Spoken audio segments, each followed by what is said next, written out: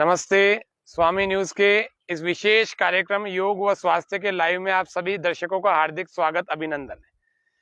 आज हम विशेष कार्यक्रम जो रविवार है अजमेर के आना सागर की चौपाटी के अंदर ये विशेष प्रकार की एक रोड बनी हुई है, सीसी रोड है और यहाँ पर हम इस कार्यक्रम को कर रहे हैं। यहाँ पर पीछे झील है आना सागर की और इस आना सागर की झील के किनारे और इस सुंदर से दिखने वाले वृक्षों के नीचे प्रकृति की गोद में इसके अभ्यास को, योग के अभ्यास को करेंगे। हमारा आज का शीर्षक है बच्चों के जिसको याददाश्त बढ़ाना का कहते हैं और एक एकाग्रता बढ़ाना कहते हैं, कंसंट्रेशन एंड मेमोरी। इन दोनों के लिए विशेष रूप से आज का हमारा अभ्यास है। 25 साल तक के जो नौजवान हैं या 25 साल तक के अंदर के जो लोग हैं उन सब के लिए, 8 साल से लेकर के 25 साल तक के लोगों के लिए ये आज का हमारा विशेष कार्यक्रम है। बड़ी उम्र वाले भी कर सकते हैं लेकिन उनके लिए, कम उम्र वालों के लिए ज़्यादा श्रेष्ठ है। आज हम प्रारंभ करते हैं। ओम विश्वानि देव सवितर्दुरितानि परासुव यद् भद्रं तन्न आसुव।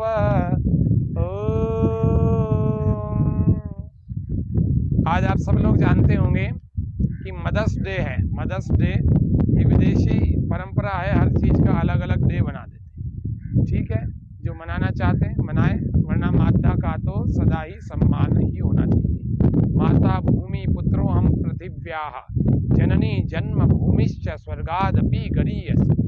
तो माता को अपने संतानों के लिए बड़ा चिंतित होना पड़ता है, होती हैं माताएं। तो बच्चों को, जो भी माताएं, जो पिता अपने बच्चों के लिए चिंता करते हैं, उनकी एकाग्रता के लिए, उनकी स्मृति के लिए, उनकी कंसंट्रेशन पावर के लिए और उनकी मेमोरी के लिए अगर कोई व्यक्ति चिंतित है अपने बच्चों के लिए तो उसको क्या क्या करना चाहिए आज के कार्यक्रम में हम आपको बताएंगे।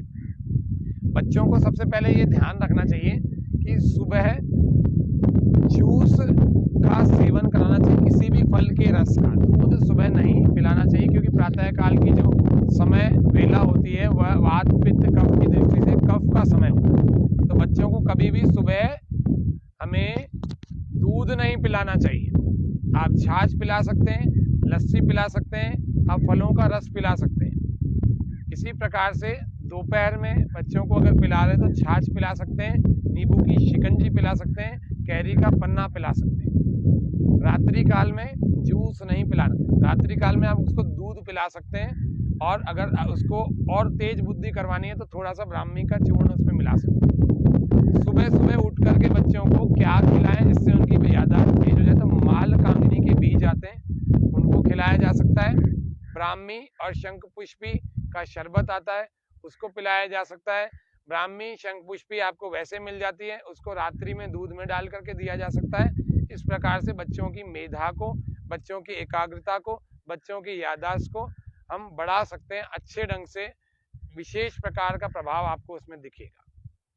इसके अलावा माल कांगनी कैसे लेते हैं, देखो माल कांगनी बीज के रूप में आती है, गोल गोल दाने आते हैं और उन गोल गोल दानों को 2 दाने बच्चों को और 3 दाने बड़ों को दिए जा सकते हैं। इससे याददाश्त अच्छी हो जाती है। उपस्थित रहता है, जो बहुत सारा आपने याद किया है आपके मस्तिष्क में सेव रहता है। ये विशेष प्रकार की बातें, कुछ सावधानियां रखनी चाहिए। रोशनी में, प्राकृतिक रोशनी में पढ़ने का प्रयास करें। जब आप वैसे अगर पढ़ रहे हैं, घर में पढ़ रहे हैं तो प्राकृतिक रोशनी नहीं आ रही, मान लीजिए खिड़की और दरवाजे से भी नहीं आ पा रही, खिड़की दरवाजे से भी, तो लाइट में पढ़ रहे हैं तो लाइट आपकी पढ़नी चाहिए या तो पीछे से या फिर लेफ्ट साइड से। आगे से लाइट और राइट साइड से लाइट पड़ेगी तो आपकी आंखों पर बुरा प्रभाव पड़ने वाला है। इसीलिए या तो पीछे से लाइट आए, ट्यूबलाइट आदि की, या फिर लेफ्ट साइड से आए। रोशनी बहुत ज़्यादा नहीं होनी चाहिए, रोशनी बहुत कम नहीं होनी चाहिए और रात को 8 बजे 9 बजे बाद पढ़ने का कोई काम नहीं होना चाहिए। प्राय बच्चे गलती करते हैं, सारा दिन तो ऐसे ही निकाल देंगे और रात को 8-9 बजे पढ़ने बैठेंगे और रात को 2, 3, 4 बजे तक पढ़ेंगे। एक और गलती करते हैं, ठीक है पढ़ने बैठ भी गए, वैसे तो सही पद्धति नहीं है, मस्तिष्क पर, याददाश्त पर बहुत बुरा प्रभाव पड़ता है, आंखों पर नहीं पड़ता है। फिर भी पढ़ेंगे तो पानी साथ में नहीं रखेंगे, हर आधे घंटे में थोड़ा थोड़ा पानी पीना चाहिए ताकि ऑक्सीजन लेवल भरपूर होगा और ऑक्सीजन लेवल भरपूर होने से हमारे ब्रेन को प्रॉपर ऑक्सीजन और प्रॉपर हाइड्रेशन मिलता रहेगा। निश्चित रूप से हमारी याददाश्त बड़ी अच्छी रहेगी। दूसरी बात, रात को भगवान ने, परमात्मा ने सोने का समय बनाया।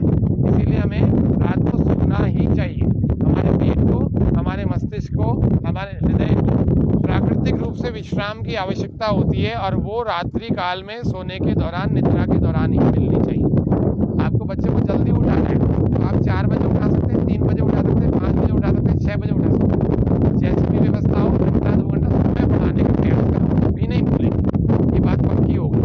इसीलिए और सुबह उठ करके भी पानी पिलाएं, नॉर्मली आधा गिलास, पौन गिलास, 1 गिलास जितना वो पी सकते हैं। फिर थोड़ा टहलें, ताज़ी हवा में टहलें। क्या क्या योगाभ्यास करने चाहिए, क्या क्या आसन करने चाहिए, कैसे मेडिटेशन करना चाहिए, कौन सा प्राणायाम करना चाहिए, वो अभी हम आपको बताने वाले हैं। ये छोटे छोटे टिप्स को आप फॉलो करें। सुबह जूस का टाइम, दोपहर में लस्सी छाछ का टाइम, या गन्ने का रस या शिकंजी आदि का टाइम या शरबत का, और रात्रि काल में दूध का टाइम होता है। फिर भी पी सकते हैं तो रात को आप शरबत पी सकते हैं, ब्राह्मी का शरबत पिए, खस का शरबत पिए, बेल का शरबत पिए। बच्चों का पेट खराब नहीं होना चाहिए, जिनका पेट खराब होगा उनके अफवारा गैस, कब्जे और एसिडिटी आदि बनेगी तो वो धीरे धीरे उड़ करके वो सिर में चढ़ती है। सिर में चढ़ती है तो व्यक्ति को आलस आता है और वो व्यक्ति कभी भी पढ़ना, उसका एकाग्रता के साथ पढ़ना रुक जाता है, बाधित हो जाता है। उसको लगता है थोड़ी देर सो जाओ, थोड़ी देर घूम लो, थोड़ी देर ये कर लो, थोड़ी देर वो कर लो। ये समस्याएं बहुत आती हैं। तो इन समस्याओं से बचने के लिए बच्चों का पेट सही होना चाहिए, और पेट सही करने के लिए आपको बच्चों को सही समय पर सही खाना और सही समय पर सही पीना। रात को आप फलों का जूस पिलाएंगे, कभी भी बच्चों का पेट सही नहीं रहेगा। सुबह आप दूध पिलाएंगे तो कफ बढ़ेगा, कफ बढ़ेगा तो याददाश्त को प्रभावित करेगा। ये बात तय मान के चलना। तो आज कुछ हवा तो बहुत चल रही है प्रकृति की, हो सकता है मेरी आवाज़ भी आप कार्यक्रम के देखने वालों तक बहुत कम पहुंच रही होगी, लेकिन फिर भी आप प्रयास करें। आज के कार्यक्रम की अगर आवाज़ आपको कम भी सुनाई दे रही है तो आप ईयरफोन लगा के सुनिएगा, क्योंकि आज का हमारा कार्यक्रम बड़ा महत्वपूर्ण है। कौन कौन सी शारीरिक क्रियाएं योगासनों में, हठ योग की क्रियाओं में करनी चाहिए, तो आज हम बताएंगे। हमारे साथ 3 योग साधक हैं, तो तीनों को मैं निवेदन करता हूँ एक एक करके अपने आसनों को हम आज के इस कार्यक्रम में बताएंगे, दिखाएंगे। तो सबसे पहले दीप्ति जी अपने स्थान पर जाएं। बहुत अच्छा, धन्यवाद आपको कि आज हमारे सत्र में आप उपस्थित हुए।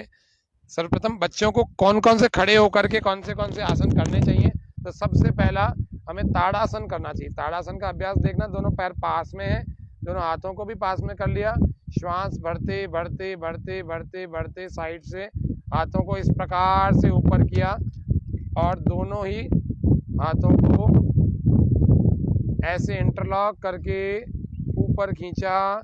जब पूरा शरीर ऊपर खींच गया तो धीरे से एड़ियां भी ऊपर खींच ली, ये देखो, ठीक है। यह ताड़ आसन बच्चों को करना है।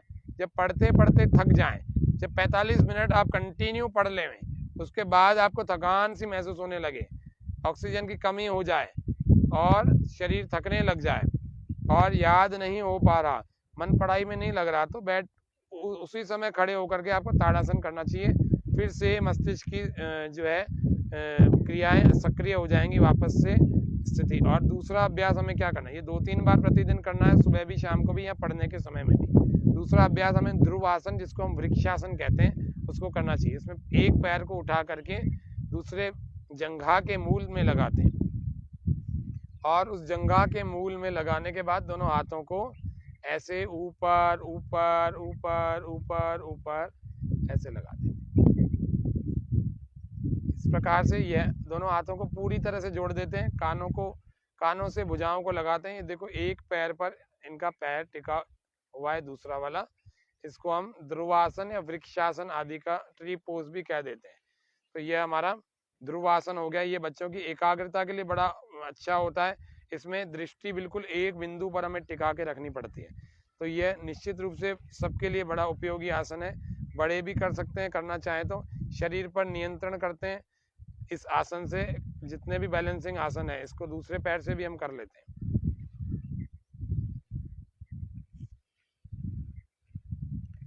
आज का रविवार का मदर्स डे का स्पेशल प्रोग्राम बच्चों के सर्वांगीण विकास के लिए, विशेष करके उनकी याददाश्त और उनकी एकाग्रता के लिए यह कार्यक्रम चल रहा है। चलिए वापस आ जाएंगे। ये ध्रुव आसन या वृक्षासन, ये विशेष रूप से लाभकारी सभी बच्चों के लिए है। अब हम तीसरा अभ्यास करते हैं, तीसरे अभ्यास में चलेंगे।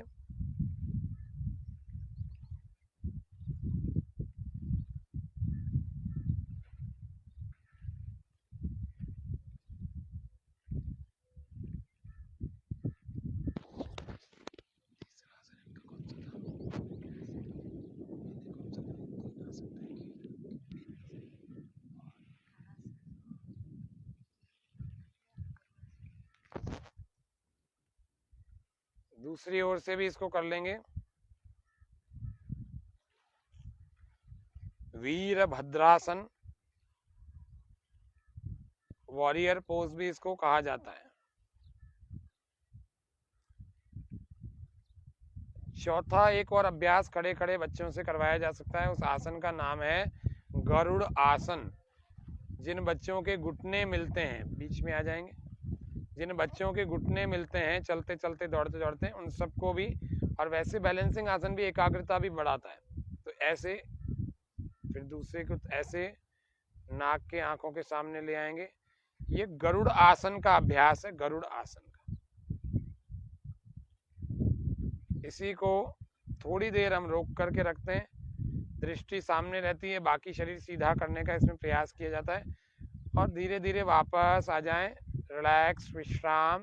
दूसरे पैर से भी इसका अभ्यास कर लेंगे।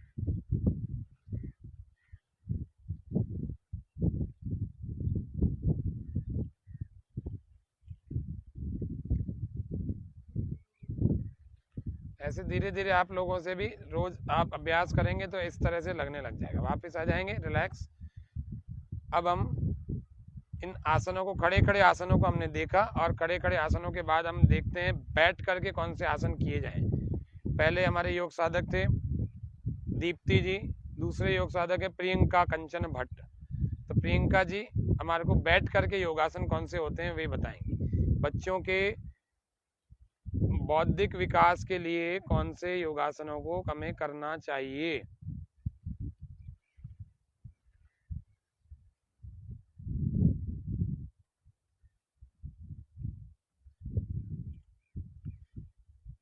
उत्थित पद्मासन, सांस भर के अपने इस पद्मासन को हम ऊपर उठा लेते हैं, इसको हम कहते हैं उत्थित पद्मासन। बहुत सुंदर। थोड़ी देर इसको रोका जाता है, बैलेंस बनाया जाता है, और फिर धीरे धीरे नीचे ले आते हैं। इसी उत्थित पद्मासन के बाद दूसरे आसन को हम देख रहे हैं, इसको 2 से 3 बार जरूर करना चाहिए। अब दूसरे आसन को हम देख रहे हैं। सेकंड पोस्चर जो है वो हमारा उष्ट्रासन है। ये मस्तिष्क की सारी क्रियाओं को सक्रिय करता है। उष्ट्रासन बहुत जबरदस्त चीज है। बच्चों के बैठ बैठ करके पढ़ते कमर दुखने लग जाती है, तो कमर को भी अच्छा करने का एक आसन उष्ट्रासन। डायबिटीज के लिए भी विशेष रूप से कार्य करता है। पेट की बहुत सारी क्रियाओं को अच्छा सक्रिय करता है। और धीरे धीरे वापस आ जाते हैं।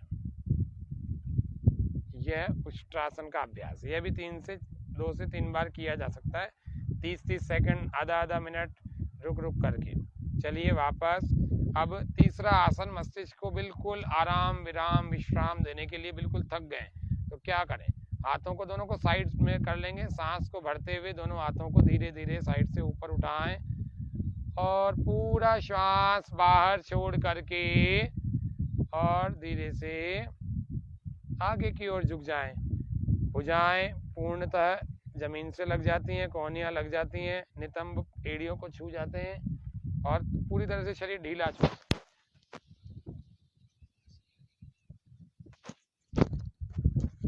ऐसे थोड़ी देर रुकना चाहिए। सांसें लंबी लंबी भरते छोड़ते, थोड़ा सा विराम, विश्राम, और आंखें बंद, पूर्णतः विश्राम की स्थिति, शरीर ढीला छोड़ते चले जाए। फिर धीरे धीरे सांस भरते हुए वापस आते हैं, हाथों को आगे से ही उठाते हुए, सिर को भी उठाते हुए उसी प्रकार से हाथों को ऊपर लाएं, फिर उसी प्रकार से साइड से नीचे कर लेंगे। इस तरह से हमारे ये आसन हो गए। और बैठ करके सामने इस प्रकार से ये हमारे आसन हो गए। धन्यवाद प्रियंका जी। अब हम चलेंगे, एक और योग साधक भारती जी हैं, ये अजमेर के ही योग साधक, योग शिक्षक के रूप में काम करते हैं। अब हम तीसरा अभ्यास देखते हैं, लेट करके करने वाला अभ्यास। लेट करके बच्चों को कौन कौन से आसन करने चाहिए। बहुत कम शॉर्ट पैकेज बता रहा हूँ आज मैं आपको, शॉर्ट पैकेज, कम समय में ज्यादा लाभ। 10 से 15 मिनट में आप हर आसन को 1-1, 2-2 बार भी करेंगे तो काफी कुछ फायदा होने वाला है। चलिए, पहला अभ्यास सर्वांग आसन का, याददाश्त बढ़ाने के लिए, बच्चों की हाइट बढ़ाने के लिए, बच्चों के तनाव को दूर करने के लिए, सबके लिए यह आसन जिसका नाम है सर्वांगासन।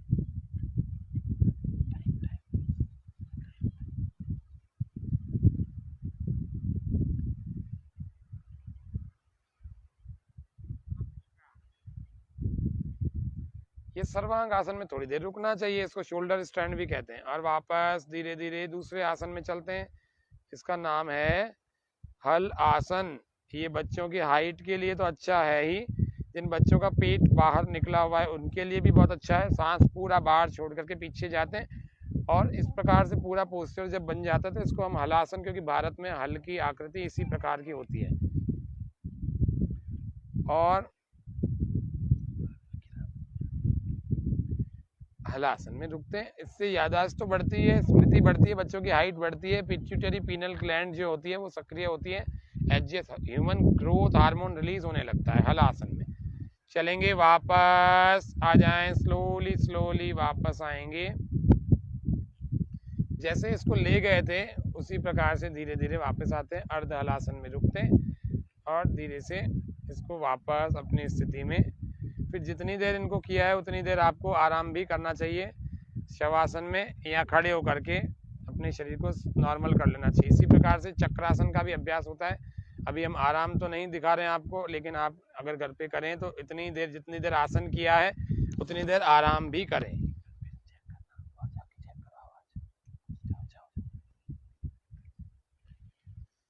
चक्रासन का अभ्यास सांस भर करके उठ करके पूरा रोक करके रखते हैं, इसको चक्रासन कहते हैं। ये चक्रासन बच्चों के शारीरिक विकास के लिए बड़ा जोरदार है। हाइट बढ़ जाती है, याददाश्त तेज हो जाती है और भुजाएं मजबूत हो जाती हैं। चलिए वापस, इसको यथा सामर्थ्य रोका जाता है। पसलियां मजबूत होती है बच्चों की जंघाएं मजबूत होती हैं, कमर मजबूत होती है, वक्षस्थल मजबूत होता है, फेफड़े मजबूत हो जाते हैं, सब कुछ अच्छा स्ट्रांग होता है, सर्वांगीण विकास। इसीलिए तो कहा गया जितनी देर चक्रासन किया उतनी देर आराम भी करें। आगे अगला एक अभ्यास जो भी अगर बाकी रहा हो तो उसको हम कर लेते हैं, नहीं तो अपने आसन में हम बैठ जाते हैं। पश्चिम उत्तान आसन बच्चों की हाइट के लिए भी है, मस्तिष्क के लिए भी, याददाश्त बढ़ाने के लिए भी है। पश्चिम उत्तान आसन, सांस पूरा बाहर और आगे की ओर झुक जाते हैं बिना घुटने मोड़े। ये देखो, बिना घुटने मोड़े इन्होंने अपने सिर को घुटनों से लगा लिया।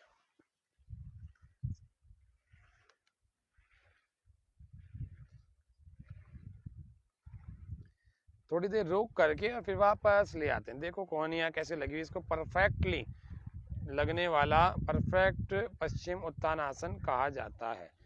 इसी प्रकार से श्वास बाहर छोड़ करके हाथों को नीचे ले आए। तो ठीक है, आज के इस सत्र में हमने जो इंडिविजुअली अलग अलग पोस्चर, खड़े होने वाले, लेटने वाले और बैठने वाले सारे बताए। और अब हम प्राणायाम को देख लेते हैं। बच्चों को आवश्यक रूप से जो प्राणायाम करने चाहिए वे प्राणायाम देखते हैं।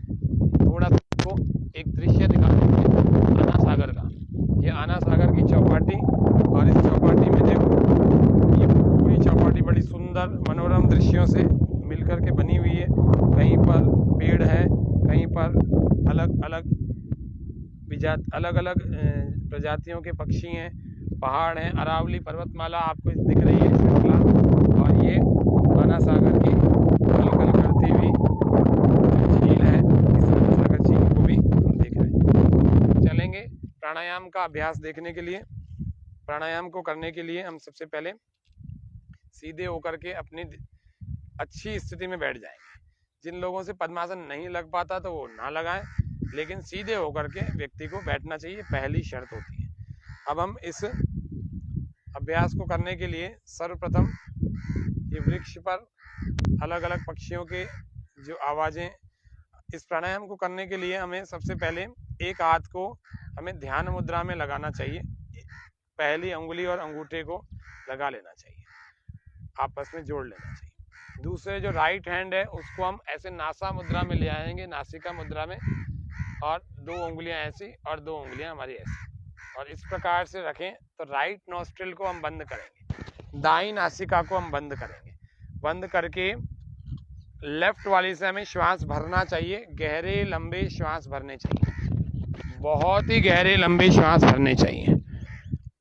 और फिर इसको दूसरे वाले नासिका को इन उंगलियों से बंद करके हमें इन हिस्सों को बाहर छोड़ देना चाहिए। इस प्रकार से इस अनुलोम विलोम को लगातार करना चाहिए। ऐसा अलग अलग वैज्ञानिक शोधों में पता लगा, रिसर्च इसमें पता लगा है कि 20 मिनट का अनुलोम विलोम हमारी याददाश्त को बहुत तेज अच्छा कर देता है, हमारे हार्ट को, हमारे ब्रेन को इतना हेल्दी कर देता है कि हम कभी भी अपने हार्ट और ब्रेन की बीमारियों से जूझते नहीं हैं, हमें परेशान नहीं होना पड़ता। वायु के थपेड़ों में कभी भी योग के आसनों का अभ्यास नहीं करना चाहिए। सामान्य सी वायु का आवागमन हो, निर्वात स्थान अथवा थोड़ी बहुत वायु चलती हुई हो, उसमें हम इन सब को कर सकते हैं। लेकिन बहुत जब आंधी तूफान चलता हुआ हो तब उनको अलग अलग आसनों को नहीं टिकाना चाहिए, लंबे समय तक नहीं टिकाना चाहिए। इसी प्रकार से आसनों को करके तेज गाड़ी चला के भी उसके ठीक बाद नहीं जाना चाहिए। थोड़ी देर विश्राम 5-7 मिनट किया जा सकता है। इस अनुलोम विलोम प्राणायाम को लगातार हम एक हाथ थक जाए तो दूसरे हाथ से, दूसरा थक जाए तो पहले हाथ से फिर से कर सकते हैं। एक नासिका से हमने श्वास भरा है, दूसरे से हम बाहर निकाल रहे हैं, दूसरे से फिर भरते हैं और फिर पहले से बाहर निकालते हैं। पूरी एकाग्रता से हमें इस अभ्यास को करना चाहिए। इस अभ्यास को कम से कम 5 मिनट सभी बालकों को, सभी बच्चों को, बालिकाओं को करना चाहिए। फिर हम भ्रामरी के इस अभ्यास को करेंगे।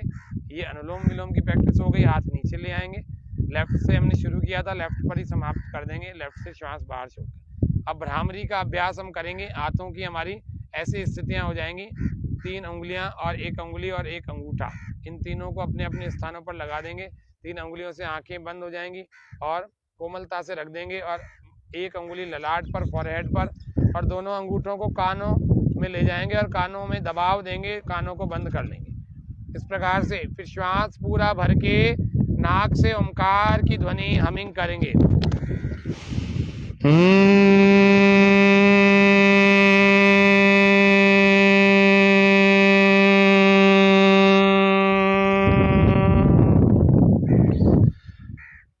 फिर से श्वास भर के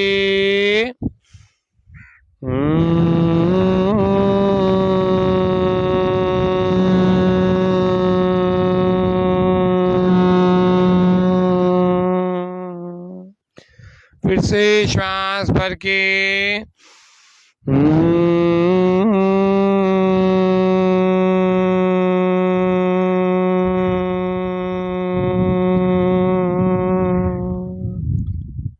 इस प्रकार से भ्रामरी के बाद उद्गीत का अभ्यास करना चाहिए। दोनों हाथों को ध्यान मुद्रा में अपने घुटनों पर ले आए, दोनों हाथों को ध्यान मुद्रा में अपने घुटनों पर, आंखें बंद, गहरा लंबा श्वास भर के मुख से ओमकार की ध्वनि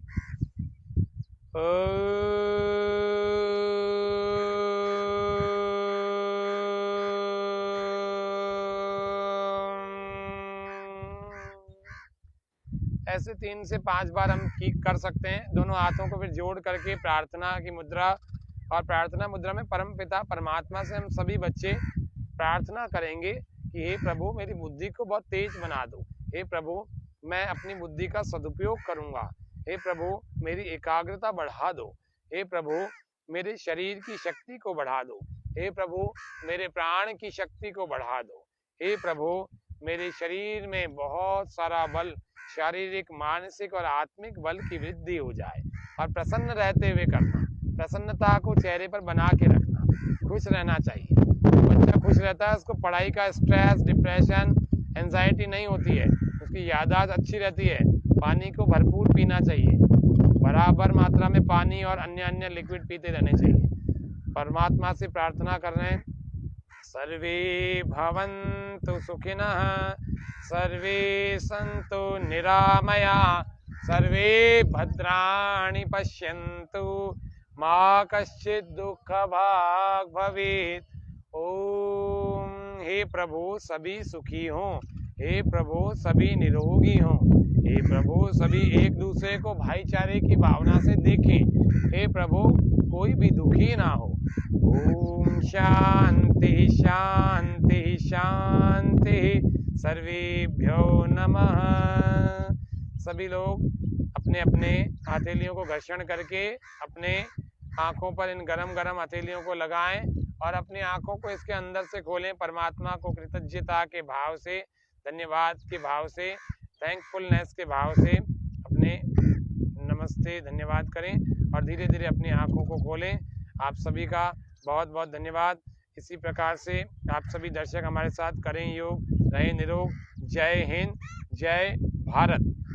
सभी लोग इसी प्रकार से इस मदर्स डे के कार्यक्रम को देखें, जानें और अपने बच्चों के शारीरिक मानसिक विकास के इन गुणों को, इन उपायों को जान करके अपने बच्चों से जरूर कराएं। आज इतना ही। मदर्स डे की बहुत बहुत बधाई, शुभकामनाएं। जय हिंद, जय भारत।